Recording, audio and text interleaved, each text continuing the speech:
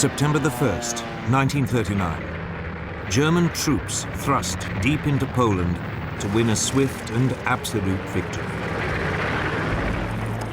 Barely 20 years earlier, their forefathers had also been on the march, but back into their homeland as a defeated army. In November 1918, after 4 years of World War I, Germany's Emperor, Kaiser Wilhelm II, had been forced to abdicate. His armies were being ground down by a remorseless offensive by British, French, and US troops. His people faced starvation. But already, a dangerous myth was taking root. The German generals and troops claimed that they hadn't been defeated in battle, but betrayed by their own cowardly politicians. Even so, at 11 in the morning on November the 11th, 1918, 11th day of the 11th month, World War I came to an end.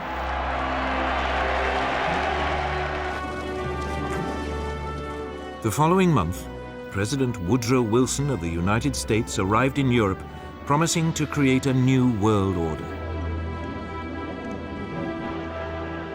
He persuaded the world's leaders to sign up to a new League of Nations. At the Treaty of Versailles, they agreed that from now on, disputes between countries would be resolved not by fighting, but by debate in the League. The peoples of Europe were set free. Germany's ally, the Austro-Hungarian Empire, was dismembered.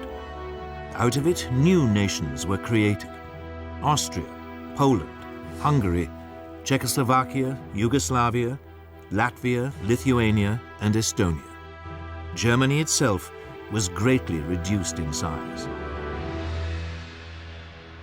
But this process contained a time bomb. Not everyone celebrated the birth of countries like Czechoslovakia.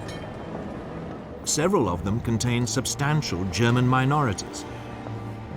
One day, the desire to reunite the German peoples would come to haunt Europe.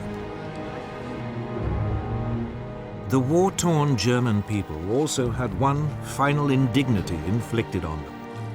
They were forced to pay a massive £6.6 billion in reparations to France and Britain, something they could ill afford. And when he returned to America, Wilson's new world order immediately fell apart. The US Congress decided it could not risk being sucked into another war in Europe.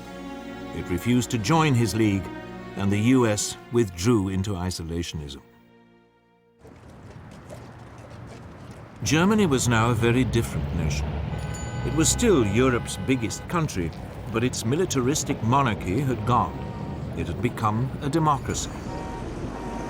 But its government, the so-called Weimar Republic, was soon struck by a series of hammer.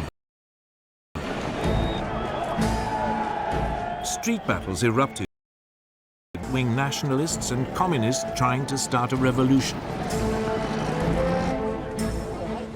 Then, in 1923, the country was devastated by hyperinflation, which reached hundreds of % a month.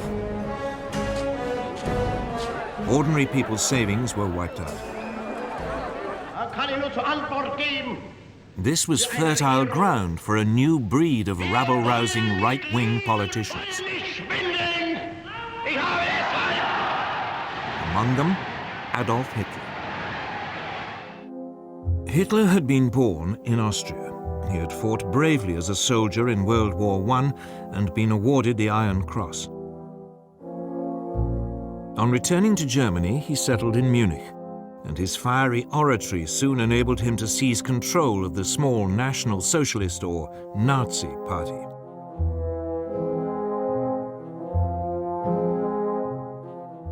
In October 1923, Hitler and his henchmen attempted an armed coup against the Weimar government. It failed. Months. In prison, he wrote a book, Mein Kampf, My Struggle, in which he blamed Germany's ills on the Jews and demanded that it rebuild its strength and seek new territories in the East.